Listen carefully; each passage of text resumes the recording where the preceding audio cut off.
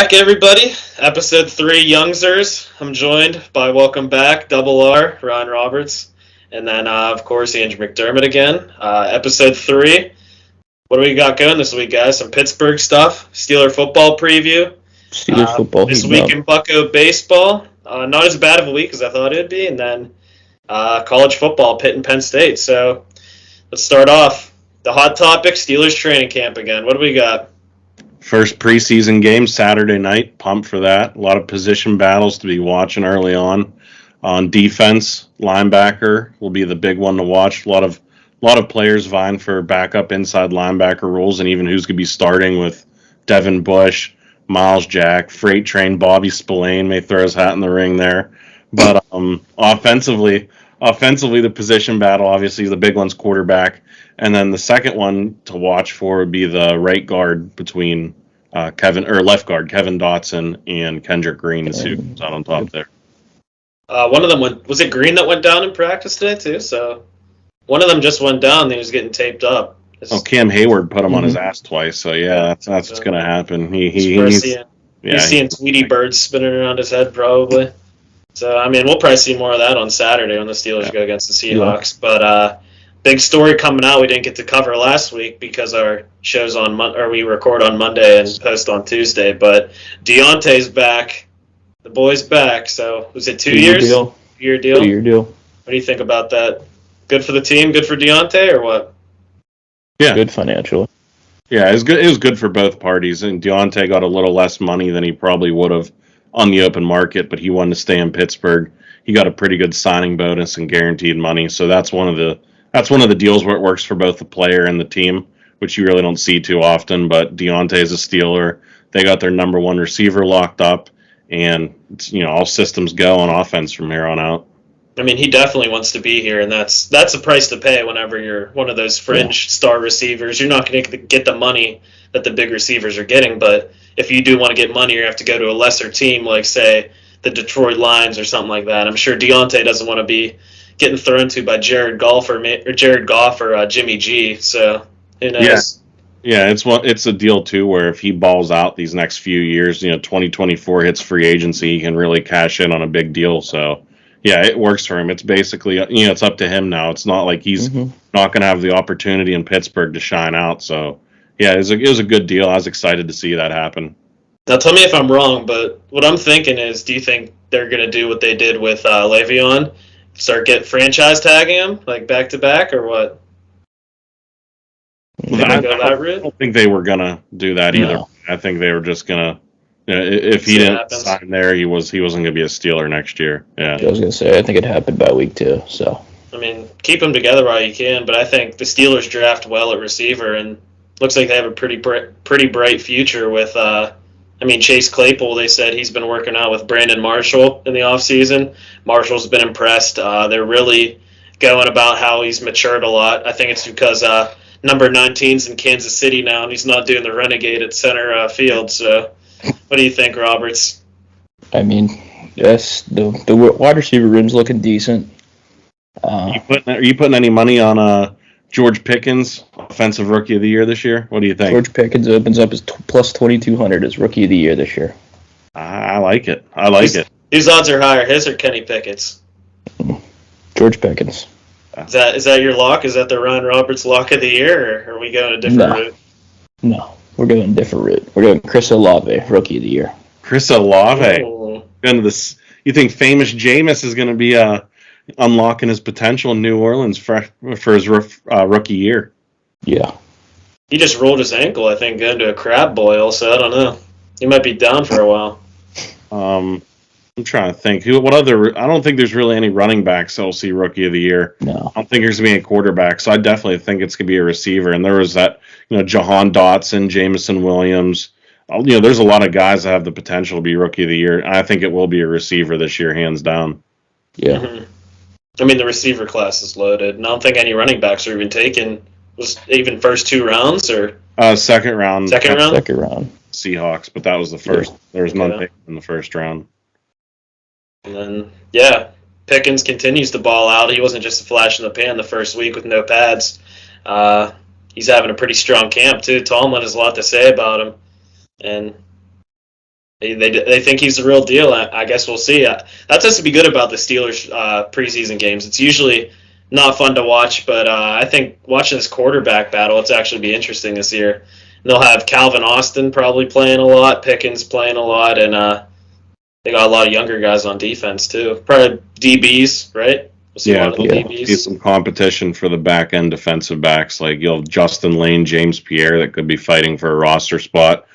Chris Steele, Carlin Splatel, they're two guys that were undrafted that could, make the team and definitely the practice squad. So you have your top corners locked up, with Levi Wallace, Cam Sutton, Akella Witherspoon, and probably Arthur Maulet's pretty safe. But after that, going for the fifth cornerback job, there's, four guys that could really stake a claim to it. Yeah. Yeah. All right. That's receivers and DBs. Other news: Najee not looking good. Is he still hurt? He was hurt last week. I haven't seen anything new on him recently, so I don't know who's taking reps at running back or who's going to be taking reps on Saturday. But what do you think? Is he be ready by the time the season starts, or are they just resting him? Or they're going to be cautious with him. And Jeremy McNichols went on the IR too, so yeah. It's going to be Benny Snell, Anthony McFarland, who I don't think had a shot coming into training camp of making the team. I think he'll have a decent chance at making the roster just because of the injuries that have happened. And they signed Master Teague, the undrafted rookie from Ohio State, and then they've been working out a couple others, the most notably Wayne Gallman and Jalen Richard last week. So there are a couple veterans they're bringing in, probably just as camp bodies. But, yeah, Najee out, gives a lot of those guys, Jalen Warren, Mateo Durant, a lot of those undrafted guys, too, a chance to show what they got in the preseason. So you say McFarland's making the roster. Does that mean Benny Snell's on his way out? No, I think Snell's the locked-in back. I think they keep three running backs now. I think he's trying to. They're keeping three now. I think three running backs make the final cut. I thought you'd keep three regardless. I mean, now maybe you keep four, but I mean Snell's going to stick around because he's a special teamer. He's their veteran backup, even though he's only been in the league a few years. And it was really going to come down to Najee, Snell, and then whoever took over that third running back spot. And right now it's Anthony McFarland with Nichols on the IR, maybe one of those undrafted guys pushing them for the roster spot. I mean, I think Snell's trying to make a case for himself, too. He got in a scrap last week with Cam Hayward. What was he thinking, Roberts? Taking on Cam Hayward. I don't know. Guy just doesn't have it all in between the ears, I guess. You know what I mean? There's a few people in the NFL you don't want to fight, get in a fight with, and the number 1 and 2 choices are probably Aaron Donald and Cam Hayward in that order. And those are two guys you just don't want to mess with. And a strong runner-up is Ndamukong Suh. I'd say Aaron Donald won because he trains with knives in the offseason. So, literally, guys are waving knives at him when he's doing defensive drills. So, that's one guy you don't want to mess with. You think Ndamukong Suh you think he's the dirtiest player in the current day? Or? Yeah. I mean, anybody with a nickname Donkey Kong he's pretty deadly. I mean, he was stomping on people. He does have that track record. But I think the runner-up is probably Albert Hainsworth. You remember him when he played for the Titans? He just basically stomped that. I forget who it was from the Cowboys. I think it was their center. He just stomped him right in the face. That's something with defensive linemen playing dirty, I guess. They just, bad look for him. I'd say Aqib Talib, too. He's yanking chains. Didn't he steal Michael Crabtree's chain? They went at it 3 times. They were always going after each other. I think all 3 times he yanked his chain, too. He ripped it right off his neck. That's the ultimate insult. You can't be yanking chains in the NFL. No, you can't be doing that. And your family can't be seeing that happen every Sunday with Aqib Talib just taking your chain, every Sunday. Here's the Fox NFL theme hit, and it's like a dog whistle for him. He's like, I got to go after Michael Crabtree and take something from his, and he bullied him every single time. I mean, Buddy Pratt had to take a loan out at K Jewelers, so every week he's get his chain snatched. What about that rookie tackle from the Saints, too, Trevor Penning? He got kicked out of practice because he started fights in 3 straight practices to kick off training camp. That guy is nuts. Was he the guy that was he did that in college? Where did he go to college? Northern Iowa. Northern Iowa, yeah. Yeah. So. All right. So moving on, we got the QB battle. We got updates on the QB battle. What do you think? Who's the starter on Saturday? I think it's obvious, but let's get your take. Trubisky, Rudolph, Pickett in that order. That's what I'd say. Think? Yeah. Yeah. They said The most consistent looking is Rudolph, though. They said he's not making any flashy plays, but he's consistently moving the ball down, making good throws. Trubisky, I mean, they said he's making good throws too, but he's going in the sevens. He's going 2 for 5 sometimes, 2 for 4. But they said Pickett's the second most impressive, though. So I think Rudolph's just playing it safe, trying to keep that roster spot and maybe that second on the depth chart. But Well, you got to figure too. He's the most familiar with the team and the playbook too, so that's natural. That he's been there before. He knows the personnel. He has the upper hand when it comes to that. But I think Pickett by the end of the year, I think he takes a big stride forward. He doesn't have to be rushed in any game, so they can let him develop a little bit, learn the system. There's no need to throw him into the fire like the Bears did with Justin Fields last year or anything like that. So I think Trubisky starts the year out. It's either be him or Rudolph. I don't think Pickett starts week 1, but Trubisky definitely has to take a step up because he has been outplayed by Mason Rudolph all camp. Yeah. And they said today, coming out of camp, the best showing in the 7-shot drill, Roberts, you're going to look at this one, Kenny Pickett. Of course, he's a pit man. He went 2 for 2, 2 touchdowns. I think, was it Trubisky or Rudolph? I think Trubisky got 3 shots, and he went maybe 1 for 3 or 2 for 3. And then I think Rudolph went 0 for 2. So I just don't think at the beginning of the season, here's my thoughts, that there's no way Kenny Pickett will be the third-string quarterback. It's going to be Trubisky 1, Pickett 2.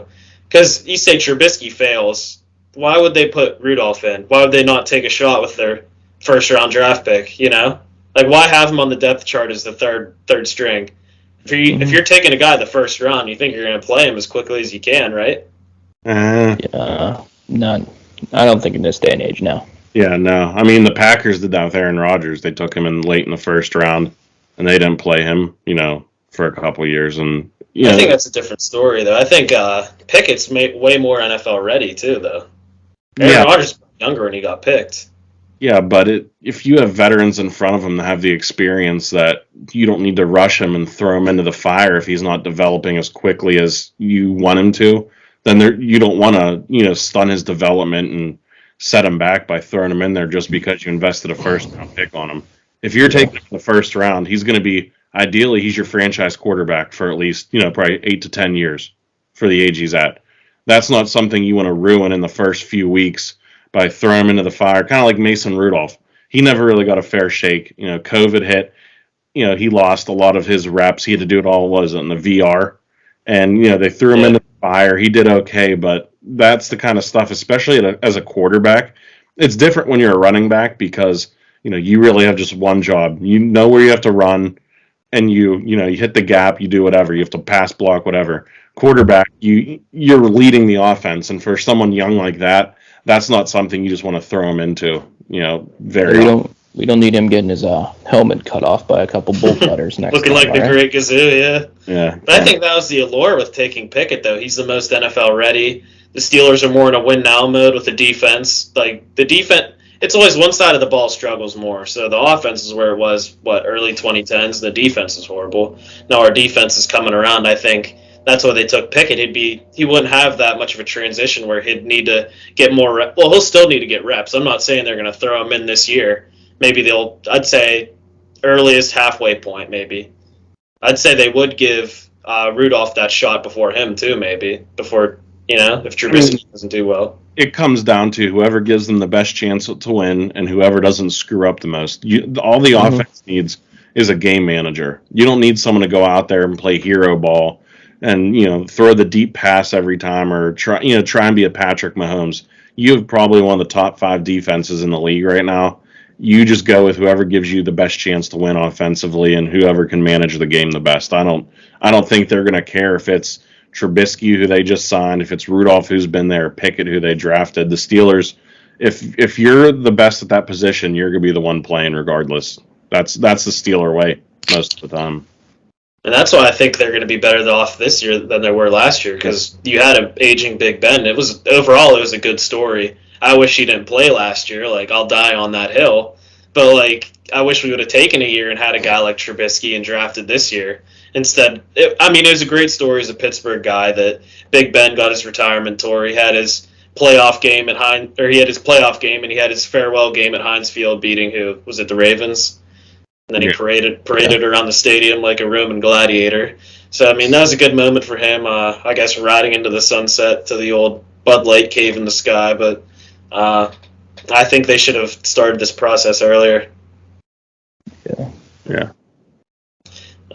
That's all I really got on the quarterbacks, other than Pickett is impressing people with the accuracy, and Mason Rudolph did have 0 picks all practice, or all training camp so far. So that was another note I had. But do you guys have anything else on the QB situation? No. Yeah, I mean, I think we're going to see a lot more this week, especially having our first preseason game. So Saturday, yep. Yeah, Saturday. We'll have a lot of notes on that for next week. But who else is looking good?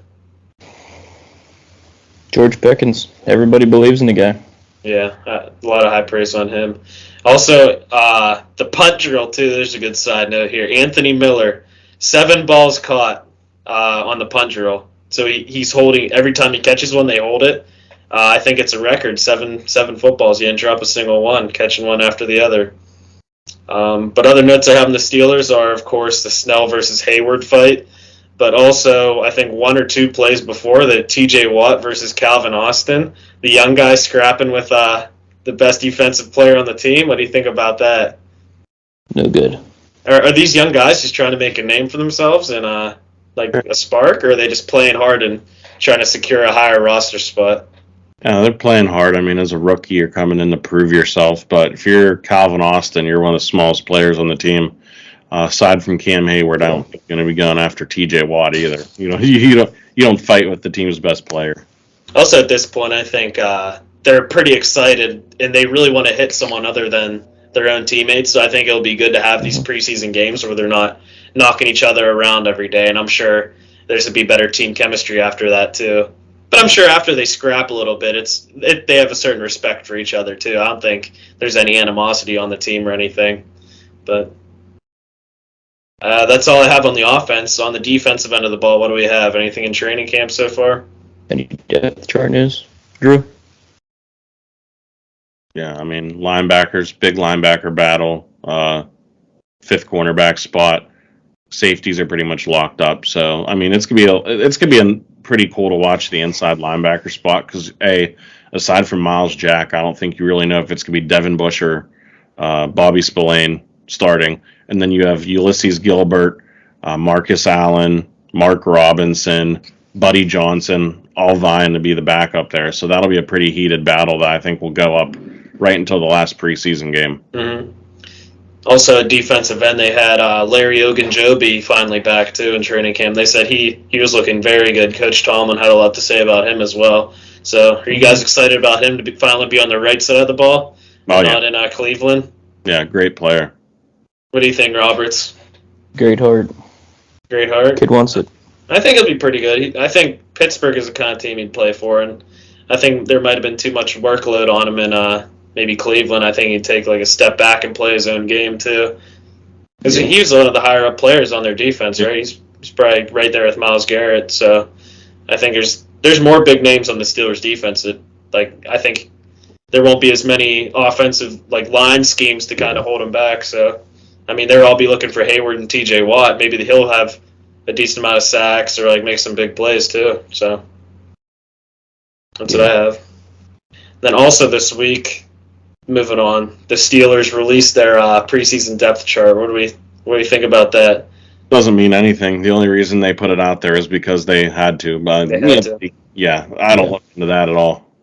I mean, the only things I saw there were Dotson and Green were both listed first team.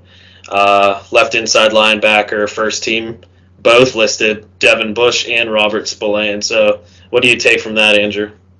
I mean, that's good. That's like I said, that's going to be the battle there to see who starts. Miles Jack, I think, is locked in as a starter, and it'll be between Bush and Spillane to see who's starting and who's backing up. So yeah, that's all. That's all I see out of that, and then it's whoever backs up after that. So do you think Miles Jack is playing over his ceiling right now, or do you think he would have played that well to deserve that first team spot over both Spillane and Bush, or what do you think? Absolutely. As soon as they signed him, he became the team's best inside linebacker. Really? It's proven. Veteran proven. I knew he was that good, but I didn't know he was going to be stepping right in as a starter. Oh, absolutely. I just couldn't tell if he's just from Jacksonville, and that place is just horrible, that he wasn't going to be a lock, but I guess I was wrong. What do you think, Roberts? Do you see anything else on the depth chart? Big year for Devin Bush, contract year. Time to prove himself. I don't have much on the special teams either. I see listed first kick returner and punt returner. That's my boy, Gunner. I'm all in on Gunner still. I knew he used to be first team. He's catching touchdowns in the 7 shots drills, too. Yeah, he can. Yeah. He can play offense. I mean, I think he's playing third team, though. Yeah, but I mean, if you're primarily a special teamer, that's what's going to happen. The other thing to look at is usually rookies play a lot of special teams. I don't believe George Pickens is playing any special teams, No. so it shows he's going to have a pretty big role in the offense. Right off the bat, week 1. What do you take? I think Calvin, is he listed as second team kick returner, punt returner? I'm not sure. I know he's on there. I mean, he'll rotate in there. Anthony Miller in the mix too. They got 3 or 4 guys that can do it.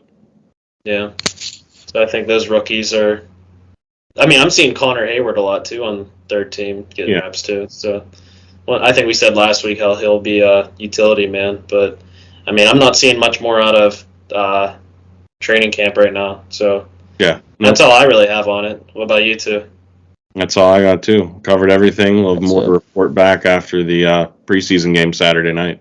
Oh yeah, I'm excited, especially for this one. I mean, Robert Sunday, did you watch the Hall of Fame game? Do you have any thoughts on the Hall of Fame game? I did not watch the Hall of Fame game.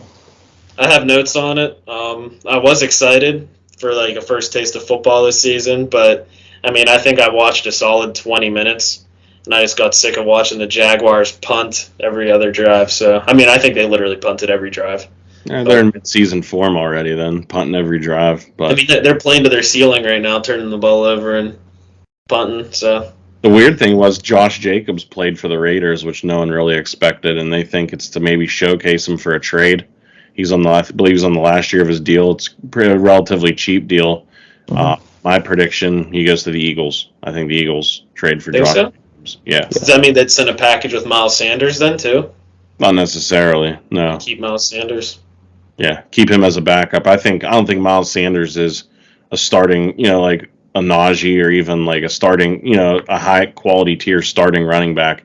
Injury history, I think he's more suited for, the 1B, like Josh Jacobs 1A, Miles Sanders 1B. I'd say that's what they'll probably do with him if they traded for him. Is he your fantasy lock of the year, Roberts? Who's your fantasy lock before we move on to baseball? Fantasy lock of the year. Big year coming back from Michael Thomas. Michael Thomas? I don't know. All in on the Saints offense. Michael Thomas, lock. Chris Olave, rookie of the year. They're gonna have to put up points. Camaro's your boy last year, too. Didn't you win a league with him, or did you come in second? I came in first last year. I'm not going to say who came in second, but... I don't know. In second. Beats me. I'm done with fantasy. The people I play with cheat every year, so I'm done with that. Trading players. Looks like we're going into the next dumpster fire, Pittsburgh here. I mean, let's move on. The Battling Buccos, baby. I mean, I said this week, they're going to get swept. They're going to lose I think they played 6 games last week. Yeah. I said they're going to go 0-6, lose every game to the Brewers, lose every game to the Orioles. And, I mean, I was honestly pleasantly surprised by the way they played this week. I mean... You know why? To a certain point. Moment of silence. Yoshi DFA'd, and I think that turned the team around. I mean, he stunk. I have no ties to the Pirates, so I can say I'm not gonna say I'm not a baseball player. Everyone says, "Oh, you can't criticize professional athletes." I really don't care. The guy sucked. Bottom line. Yeah, he was horrible. He couldn't hit a ball if it was a beach ball. Honestly, it's one of those orange bats. What's he gonna do? Show up to my house with a bat and try and hit me? If his batting average is any indication, he'll take 10 swings and hit me once. I'm not too afraid of that guy. I mean, once if he's lucky. I think it was like 1.28, and if that, it just hits you into an infield single, maybe. can of corn to second base. Yeah, I'm not too worried about him. But I mean, we didn't get to talk about it. The deadline was August 2nd, and we recorded on the 1st. I think right after they traded Quintana, so that's the big news we have for this week. It's a little old, but I mean, we'll talk about it a little bit. Quintana and Stratton were both traded. Andrew, what do you got on it? Trading within the division to the Cardinals. I mean, you take the best package you can get. So it's not like Quintana or Stratton's going to hurt you because you're not going to the playoffs. Who really cares? The first baseman, was it Malcolm Nunez? Was that the Malcolm first Nunez. baseman? Yeah. He got in Double-A. He was the Cardinals minor league player of the month last month. Decent pot for a first baseman where the Pirates really don't have much in the system. Mason Martin has not had a good year, and there's really nothing behind him. And then the pitcher they got, was it Johan Oviedo? Oviedo. I don't know how to say his last name. No, I don't get, he was a starter last year, scuffled as a starter. They move him to the bullpen. He does, pretty well, pretty good for a bullpen. And then the Pirates are going to make him back into a starter. And that's just typical Pirates fashion. You see one thing that works, one thing that doesn't, and they're like, we'll just go back to the thing that doesn't work. It makes zero sense. And do you want to know what the real kick in the teeth is? I was looking at some of his old stats as a starter. Do you know one of the games he pitched against was? What team? Or the Pirates. The Pirates. Do you know what it was? You got the loss. I think it was like 7-2. 7-1. Oh, was it the game where Max Kranick, was that his debut where he pitched like really well? I remember that. Yeah, I remember that game. So we basically traded for a pitcher that we shelled. So yeah, that's pretty. That's par for the course for the Battling Buccos. And then, Roberts, you got anything on the Buccos trades or anything? No. I mean, we can talk about Vogelbach in New York right now. Absolutely mad. All right. Here's what I have to say. Every Mets fan out there, they're trashing the Pirates on Twitter. They're saying, "Oh, they didn't appreciate this guy." It's like, first of all, Mets fans, you just woke up. Like, buddy, there's no Mets fans. If you're a Mets fan in New York, you don't even exist. First of all, Practically the little brother. Yeah, the Yankees. Little brother, number one. Yeah. Good luck. You're gonna probably lose to the Yankees anyway at some point, but I don't get that whole you didn't appreciate him in Pittsburgh. If anything, Vogelbach was like the hero for Youngzers. Yeah, we're loving him. Oh yeah, you have these guys that are drinking drinking Iron City in the bar, eating pierogies, and they look like Daniel Vogelbach. That's obviously who they're going to look up to. Like he's the blue collar kind of guy that this. Yeah. 100%. We believed in him. We leaded him off. We let him lead off. Yeah. But anyway, so I saw this too. Speaking of, just one more note on the trade deadline. People are complaining that the Pirates should do more. Which, I mean, what are you going to do? No one wants trash. One man's trash is still trash, I guess. So they don't want who they could have probably unloaded Brubaker or something, but Brubaker maybe. But I honestly, Gamble. I'm surprised Kevin Newman got through. Or Newman, yeah. Bednar. That's who I would have. That's who I would have traded to. For the price that relievers were going for, I think they could have got a pretty good haul for him. And he's been back injuries, hasn't really been as effective this year. I think they're pitching his arm off. And who knows if that back injury had anything to do with the trade deadline. That's what I was thinking, too. If they could have, that would have been the perfect time to unload him because his value coming off an all-star appearance never been higher. Because I was going to talk a little bit about the Juan Soto trade. I thought it was going to impact the Pirates more because, like, early on they're saying Cardinals. Never happened. Got traded to the Padres. And now I saw Pirates fans on Twitter saying that the Padres and the Pirates are considered the same small market, so same small market team. And the Pirates have a larger TV deal than the Pirates have a larger TV deal than the Padres. Yep. So the Padres are paying all these players. Like, where are they getting the money? The Pirates can't do the same thing. Is it just the ownership, or what's going on here? They have an owner that when he opens his wallet, mothballs don't fly out. I mean, that's the biggest one. Nutting opens his wallet and it creaks. I got a story about that when we're at Seven Springs. We're sitting outside and the waitress says, "Can you move this chair? It's going to hit this glass and break it." I said, "What? Bob Nutting might have to take a pay cut from Cabri Hayes if it breaks his glass door." So he still has his fingerprints everywhere there too. Brian was making so many Bob Nutting jokes to the employees up there that probably had no clue, A, that he sold it, or B, that he was in charge. I forget what the one say, something about a golf cart, and you're like, looks like they're gonna have to trade Reynolds if that breaks or something like that. They had no idea what was going on, and you were just loving it up there. Yeah, I was having a field day with memeing on Bob Nutting. But speaking of trade deadline, I only have one more note on Juan Soto. The two fan bases that are on my nerves this week: the Mets, which we already said that, and the Nationals. Nationals fans are crying. They're saying we have it the worst. We have it the worst out of every MLB team. We traded Harper. We traded Scherzer. Trey Turner's gone. Now we got Juan Soto gone. It's like, buddy, you just won a World Series. What, like 3 years ago? And you're crying? Mm-hmm. I haven't seen I haven't sniffed a World Series. Yeah, the Nationals are like the old woman that has like a whole ham under her arm and she's complaining that she doesn't have any bread. Like, you realize you just won a World Series.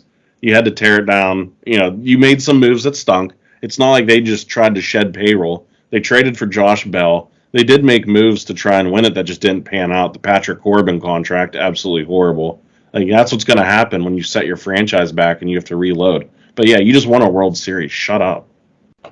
Yeah. Roberts, what do you think? Memes. They're memes. Are they morons or what? They're idiots. All right, so that's the trade deadline. And then moving on, they had a 3-game series in Milwaukee. It was in Pittsburgh. No, it's at home. The return of Kutch. They ended up sweeping the Brewers from, honestly, the grace of God. The bats really weren't out, I'll be honest. Hitting was horrible. I just don't think the Brewers were all there after the Josh Hader trade. Oh, yeah, that killed them. They were rattled. Absolutely. Yelich, dude, they interviewed Yelich in the locker room. It looked like he saw a ghost or something. Looks like he ate some bad sushi or something. And it looked like he was obviously on 28, I'll be honest. He probably took a trip down 28. But he didn't look himself, which he hasn't been playing this well this year anyway. But no.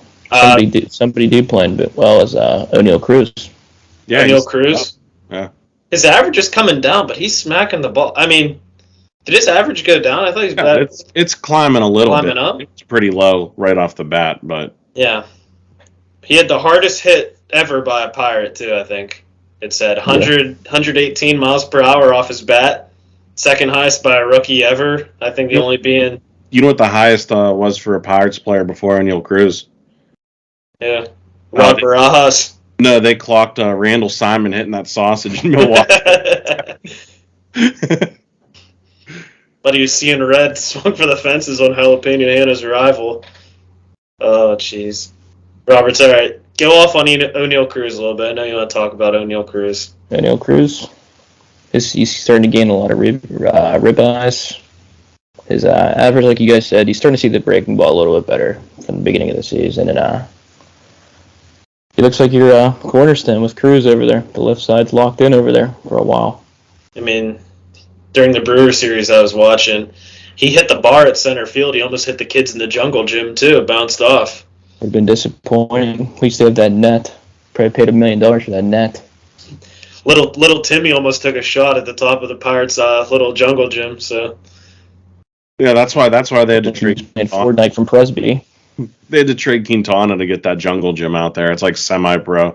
They had to trade him for a washing machine. And then a jungle gym. And I don't have other notes on the Brewers series. I mean, the bats really weren't out, but the only games they looked like they were in trouble were they had 2 solid outings again, Brubaker and Keller once again. I mean, they're pitching real well. But the thing is, they just don't have run support in most games. The run support isn't there. But what are you going to do? Yeah, Kyle Mitchell's been playing well lately. Bly Madris playing at first. Josh Van Meter seeing the bench. You know, he shouldn't even be on the bench. And he should be, you know. He should be on a plane out of here. He should be on one back to Arizona. He should be on a one-way train ticket to the Shanghai Sharks. That's the only place he should be going. Guy sucks. I see you do have a note on Roberts. I see you have one note on here about you're always down on this guy, but you said Mitch Keller finally pitching like how he should. Are you impressed by him? I saw a stat since the All-Star break. He has a 2.62 ERA. So you just can't get any run support. Yeah, I remember not too long ago too. You said this like beginning of the season award. You said early look for Cy Young. Is that maybe next year? You taking that bet? Someone in my camp said that one. I'm not going to mention any names, but they called him early Mitch Keller. That's a tough look. I'll be honest. Mitch Keller for Cy Young. Yeah, I don't honestly, know what they was thinking on that one. Any money you're putting towards Mitch Keller for the Cy Young, you might as well just shove it in a urinal and flush it as hard as you can. So you're going to get more entertainment doing that than watching a Mitch Keller outing for Cy Young. Yeah. But Other than that, they swept the Brewers, and then they lost the series in Camden Yards. I think they took 1 game out of 3 against the Orioles. I don't have too many notes about that, but I mean, do you guys have anything on the Orioles series? No, Orioles are a pretty decent team this year. I think within a couple years, it's going to be one of the best teams in baseball. A lot of their prospects are knocking on the door. They've got a solid core. I think Baltimore, within the next couple of years, is going to be really good. Think They so. just need back end help on the bullpen. They already have Lopez, but they could use another middle relief and setup guy. Yep. Which you can get in the offseason. You can really fortify your bullpen in the offseason. So Yeah. I think they're going to, like I said. Always bullpen help. Yep. I mean, yeah. And we saw our first look at, who'd we trade for? Holden? Alan Holderman. Yeah, we saw first looks at him, I think. The Brewers series, he looked pretty good. Yeah, he looked decent. Yeah, I think he'll be a good addition. He's going to be a big piece of the bullpen for the next, I think he's here 6 more years. He'll be a good addition. He'll be a good addition. So I can see why they didn't want to give him up. Yeah. And then looking at the future, this week the Pirates are away. I think they have a little road trip. West Coast trip. So some late games. Looks like they got the Diamondbacks and the Giants. So what do you guys think this week in Pirates baseball? I think Predictions. said they sweep the Diamondbacks. So four game win streak, or did they win their last game? They won yesterday. They won yesterday. Okay. I'm going to say they take 1 from the Diamondbacks, or they'll split with the Diamondbacks and only take 1 from the Giants. That's going to be my prediction. Yeah, they lose to the Giants. I think the Giants are too good, but I'm saying they play 7 games this week. I say they're going to split with Arizona, so 2-2 they'll come out Arizona, and then 1-3 against the Giants. So I'm going to say 3-4 this week. Yeah. With some bad outings on the West Coast, I'm going to say they're going to get blown out at least once against the Giants too. Oh yeah. Well, yeah, just look for when Zach Thompson pitches and put all your money on the other team. Yeah. He just looks like, if you're driving down the road at night and you see a deer coming out of the woods and you hit your brakes and you stop and the deer looks at you at the last second and you just see the whites of its eyes, that's what Zach Thompson looks like. He just looks like a shell-shocked baby deer just took its first steps out of the womb. Because, that guy can't throw a baseball. Here, right hand up, I know, professional athletes are there for a reason. But that guy should be throwing baseballs at milk bottles stacked up at Chuck E. Cheese. He can't throw. He can't do anything. They can find something better than him. Bring up Quinn Priester or something. Send him. Even Bryce Wilson has a decent outing every now and then. Zach Thompson does not have a decent outing ever. Yesterday. No. I think the last 2 outings I watched, Thompson gave up 7 runs in both of them. So just gets absolutely shelled, and then it screws up the whole week because the bullpen has to come in after 2 innings and try and clean up his mess, and then it's just a roller coaster effect from there of Zach Thompson being inept. That's all. Yeah, he should just be throwing BP balls. Those are the only things he should be throwing. Sign him for the home run derby. Just have him actually pitch like he normally does. He'd probably be the best bet. But that's all I really have on the Pirates. I got one more note. Kevin Newman is out. This is some big news. Anytime a guy named Rowdy Tellez steps on your hand, that's not a good sign. Rowdy's not a small dude either. He's a big boy. He's like the Volkswagen Milwaukee. You don't want that stepping on your hand. Yeah, Rowdy, he's pretty big boned. It doesn't look like he misses too many meals. So I'd like to see the X-ray on his hand. It probably looks like a broken Lego building. So it probably looks like a chip when you step on it on the ground. It just crumbles everywhere. Robert, what are your thoughts on Rowdy Tellez? Big Hoss. Big Hoss. What do you think his favorite meal is if you had to order one? He probably goes hard at the Ponderosa, probably. Does he get a dog? He probably gets a doggy bag at the end, too. No, Rowdy's a meat and potato. He's a meat and taters kind of guy. That's a definition. So you're saying the Golden Corral? Yeah, he could frequent a Golden Corral. You'll have to check if there's any in Milwaukee and how close they are to the stadium. But I could definitely tell you what he does, though. He's the kind of guy that goes to Olive Garden, gets the never-ending pasta, and once he's full, he finishes the plate. Even if he can't fit anymore, he just grits it out, and then he gets that extra thing of pasta and takes it all home. Yeah, 100%. You gotta respect it though. Yeah, it's down. True. That's all I got on the Pirates, though. So you guys want to move on to college football, or do you guys anything else on the Pirates? Let's do it. No. So I think it'll be a bad week for Pirates baseball, even though I said that last week and they ended up getting all right. So who are we starting with, Penn State or Pitt? Penn State. Yeah, I only got a little bit on Penn State. So Start on Penn State. What do you got, Andrew? Training camp started last week. What do we have? Well, the first big thing is preseason polls. Penn State unranked. I think that's a mistake. I don't think they're an unranked team. And listen, I'm a Penn State guy. I think they should be around. I don't know if Roberts agrees. 23, 24, 25. I think that's where they start the year out at. Their defense is going to be legit. I think Manny Diaz. They said a lot of the younger linebackers are looking good. Curtis Jacobs is going to be one of the veterans on that squad. On the defensive line, P.J. Mustipher.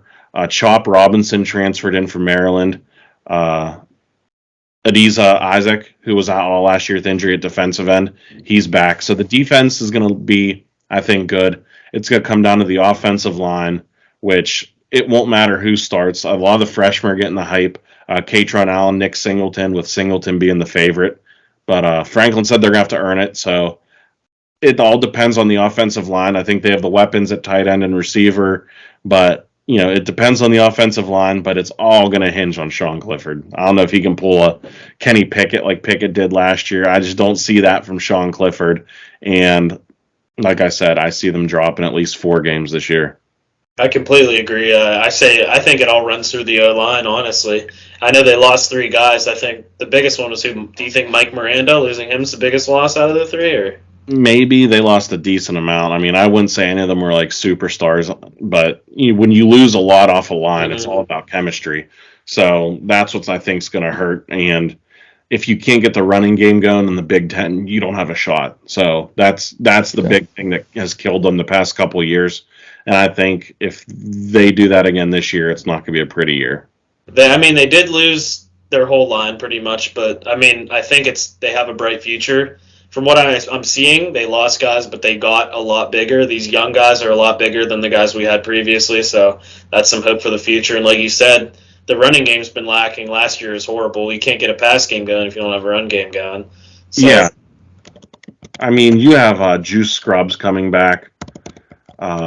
They had a transfer, Hunter Norzad, he was from an Ivy League school, maybe Harvard, big guy.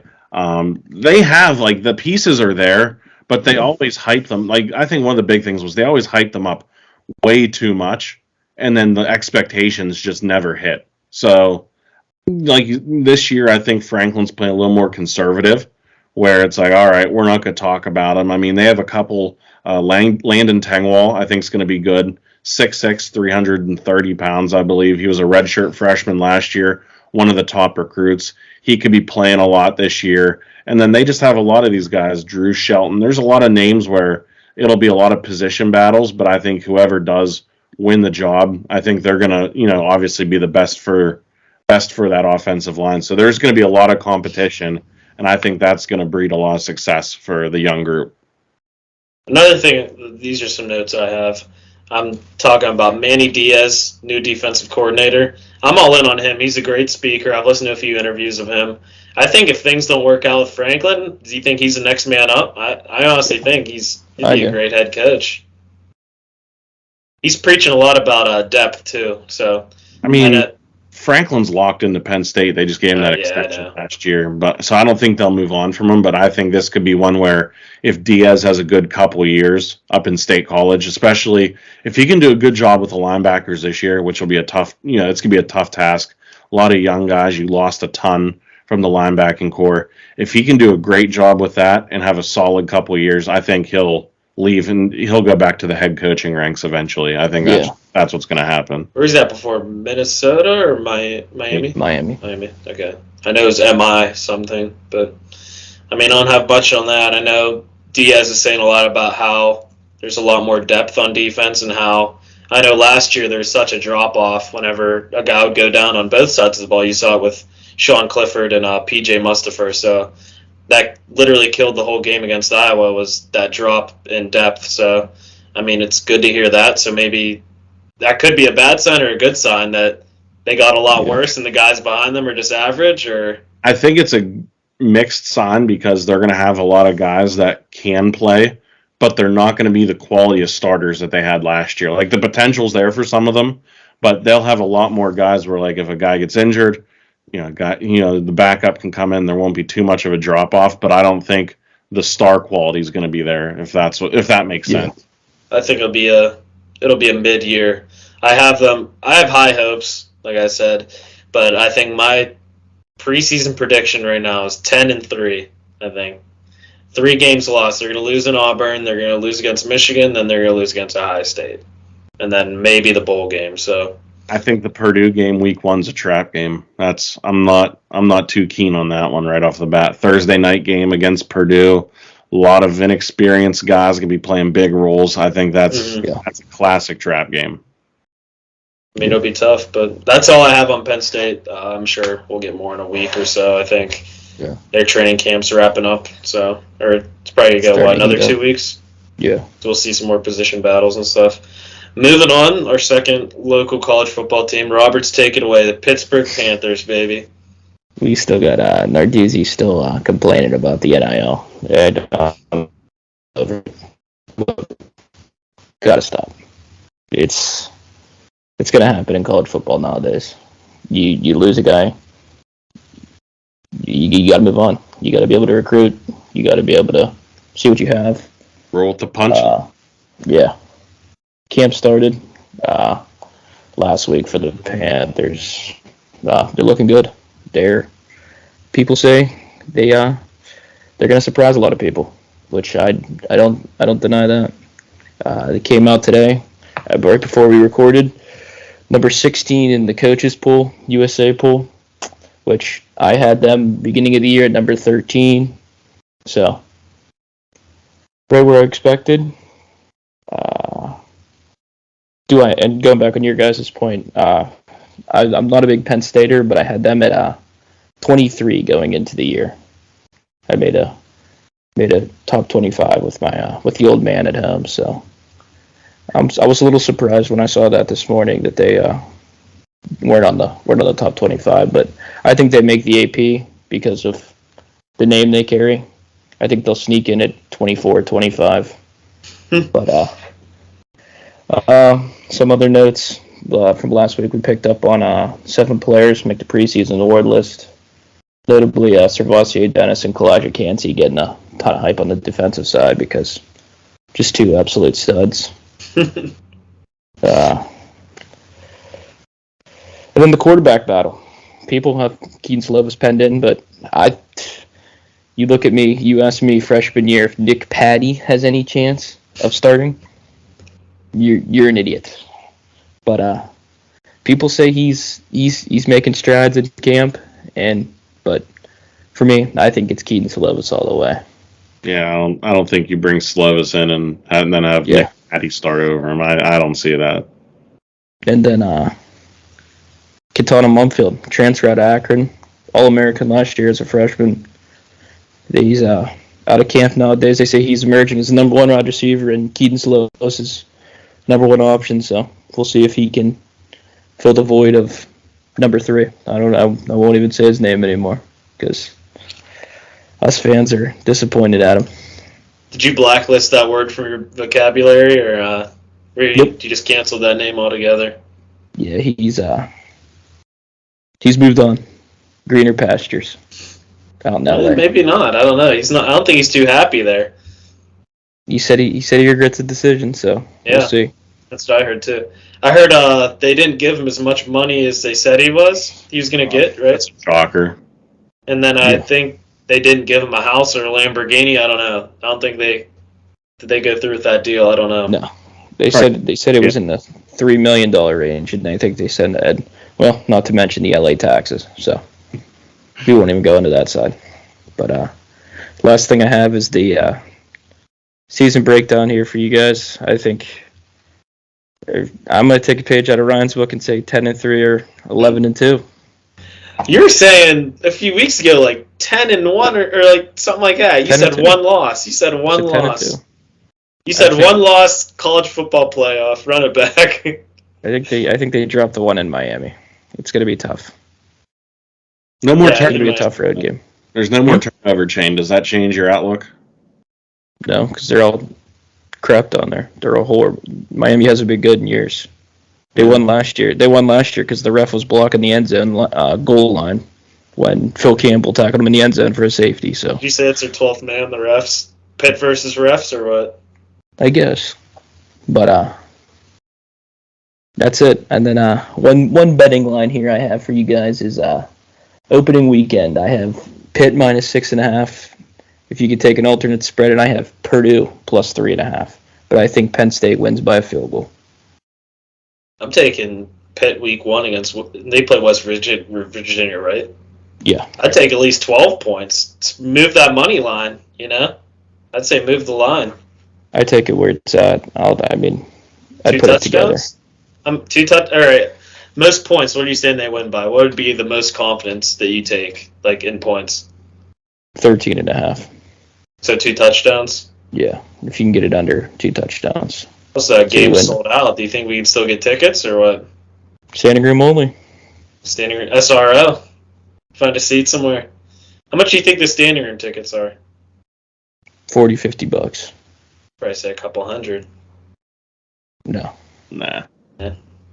People are hyping it up. People are hyping it up to say that they will have the most attendance more than the Penn State Pitt game, but I don't see it. No, Penn State Pitt, that's like in-state rivalry. Like West Virginia Pitt, I don't think it's as. The backyard brawl getting revived though. I think it could. But you have people like us that are probably going to go too that aren't, just like college football fans that would just want to see the game. I want to see West Virginia lose though too. Yeah. Oh yeah, I love seeing West Virginians get put in their place. And I think one big note that I have here also is the kid that just committed from high school. What's his name? Rodney Gallagher. I think he wakes up and realizes he made a horrible decision going down there. Is he going to personally send you an apology too, or what? He better. I think he's committed to West Virginia. Yeah, it's closer to him. But yeah, can't blame him. Hey, yeah, he has the chance. He has the chance to be like the guy too down there too. Like he's already making. They say he's one of the most valuable NIL people to begin with. He's on a list of Arch Manning. So and he's playing with Bronny Jr. in the summer. So do you think he could end up being a 2-sport athlete? They're gonna try to get him to play some basketball too. No, he's already said he's not. So huggy in his ear a little bit. I mean, I just no way. I don't think so. Okay. I mean, that might be my dark horse if I could bet on it. 2-sport athlete. I don't know. Probably can't bet on that, but anything else on Pitt? Nope. I don't got anything probably till next week or when the season starts. When's the first game? September 1st. September 1st. Is it circled on your calendar in red or? Yeah, and you guys can drop it in the comments, the over-under and how many alcoholic beverages I have also here. We could play a running game. You have to take it. Well, I almost said Heinz Field. The Acrisure Stadium. Thank you. They're probably like $10 per thing, right? Probably $10 beverage. Yeah. But we're at an hour right now. About 50 minutes. Yeah. Jump over to the Pens. I got not too much there. Yeah, not much going on there. All I have, it's quiet. Season tickets went on sale last week. You get cheap. They're kind of cheap too. You get $40 a pop. That's not bad. 40 games. Sell it. I think that's a pretty good deal. But they only have 2 notes for them. They just hired some developments and scouting coaches, which I didn't know Trevor Daly was like the head of all that either. I never knew that.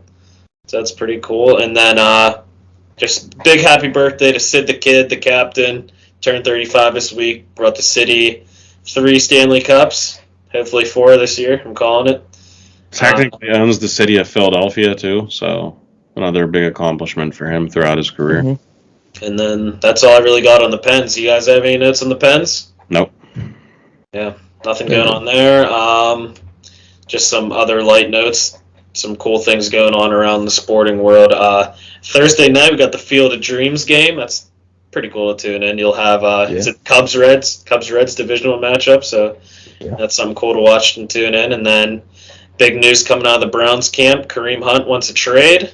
They're not giving it to him, so nothing on that. Watson appealing his suspension, he might get suspended longer than they think. That's all I really got on that 2 things. So. And nothing. I mean, we could have this as the next segment, but they have the massage convention in Cleveland this week. Yeah. 10 block away from the stadium. Intentionally done to protest Deshaun Watson, so they're putting the fox in the hen house there. yeah, you don't want him anywhere near. And it's right by the field, too, so It's a block away. Yeah, it's a weekend he might want to take off, allegedly. Yeah. Allegedly. All right. Run it back. Last segment. Second week in a row. Congratulations to last week's winner, Idiot of the Week, Rio. I have one nominee this week. I don't know about you guys. I think we all have the same nominee. I think it's a lock-in this year for the Idiot of the Week.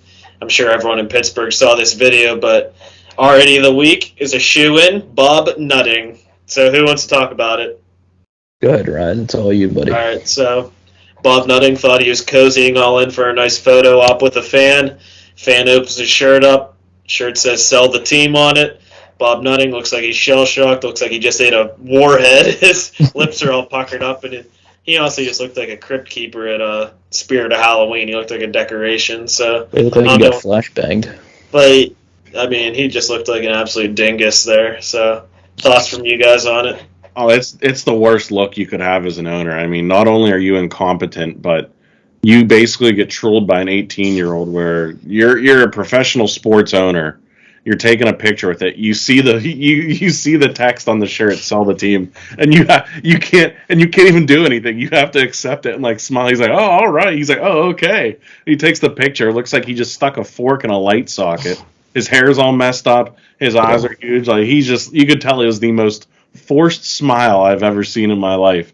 And then the kid gets away with it scot-free. So he's a hero of Pittsburgh.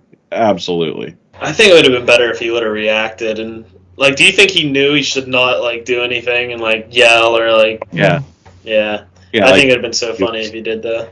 Because if he saw that T-shirt before, he definitely wouldn't have wanted to take a picture of them. That was just an all-time troll job, and Bob Nutting has literally become a meme in the span of a week. So props to that kid. Yep. I mean, that's all I got in the situation. Robert's thoughts on Bob Nutting and getting memed on?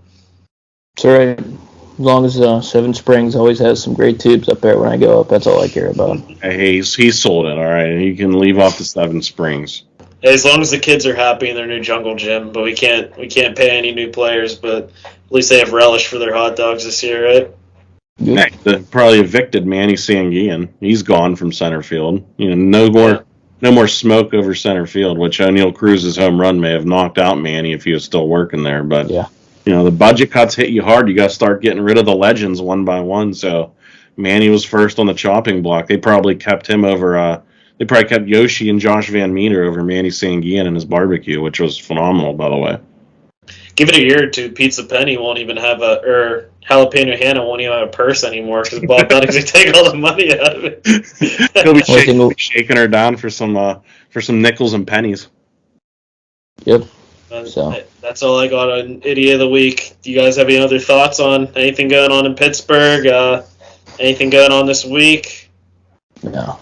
Did we want to do the random Pittsburgh athlete of the week? I have one in my head. I mean, I don't know much about him, but do you guys have a random Pittsburgh athlete you guys want to add in before we close up? Oh, I got one if we're going to. I got one. So, I remember, this is when the Pirates were horrible, so, I mean, you could put that in any area of my life, so anything in the past 25 years, but one thing that always caught my eye, outfielder with the yellow shoelaces, my boy Lastings Millage. That's my random Pittsburgh athlete of the week. What about you guys? I mean, in honor of training camp, I was torn between two. So I'm throwing it back to Steelers' third-string quarterback out of Boston College in the mid-2000s. Does anybody have any idea who that is? Is it Omar Jacobs? No, that was who I was going to pick from Bowling Green. He was like a second-round pick. Yeah. Brian St. Pierre. Random Steeler of the week. I'm going Brian St. Pierre. All right. Roberts, you got any random athletes? Think of a Pitt one off the top of your head. Pitt, Penn State, any random athlete? Pirates? Come on, you got one on your head. Off the top of your head, who's your go-to? You want to go local? You want to go Leechburg legend? No. You got to just go one Pittsburgh athlete right off the top of your head. Steelers, Penguins, Pirates, Pitt. Yeah. Pitt basketball even. Putting you on the spot here. So Yeah. Yeah. I might go Limas Swede. Limas Swede. Wasn't he like a good kick returner or something? He was good Yeah, at he that. also And like, he also dropped. Yeah, or no, that's Dree Archer. Dree Archer. Dree Archer was like, yeah, he was the kick returner, but Limas Swede was what, a second round pick, third round pick that at just Clemson, couldn't yeah. catch a football. It was just And stark. he played a whole game without his contacts in and didn't realize it. So that's, He would have been an early candidate for Idiot of the Week in the early 2000s. Limas Swede. Yeah. Roberts, you know what random Pittsburgh athlete I was trying to push you towards? who? Ronald Ramon. That's who I was trying to get you to say. That would have been my one next week. He had the game-winning shot against, what, West Virginia that one year? 2009. 2009. Was that the Final Four? Or they? Every time we end our podcast, I think Roberts needs to throw up the Levance Fields, throw up the X. Was that who threw it up the X? Carl Krauser. Carl Krauser. Krauser. Oh, I'm confused. You got to throw up Carl Krauser to end it. All right, so that's all I got. You guys got anything else? We're at about an hour, so I mean, we try to keep it short. I thought we were gonna keep it way shorter, but I mean, I'm okay with going around an hour, 45 minutes every week. Whatever the fans want, boys. Hey, customer's always right, buddy. Yeah, congratulations to Rio once again. The unanimous Idiot of the Week from last week. So every vote's for Rio. Just impressive by Rios. We got to keep tabs on that kid. I'm not shocked nor surprised, but I mean, anyone who has a car that gets totaled from hitting a raccoon, that's just the walk of the week. Buddy hit Sonic the Hedgehog. I don't know how big that raccoon was. It could have been a bear. You know, you never know with Rio, but that's just a tough look to end the day on. All right, well, that's all I got. Great to have the kid back. Got the nice visor on. Throwing up the X. Throwing up the X to Carl Krauser. All right, speaking for both Roberts and Andrew, thank you for tuning in. Episode 4 next week. We'll have more on Pittsburgh sports, specifically probably the training camp and preseason games. Thank you for listening. Youngzers podcast. See you later.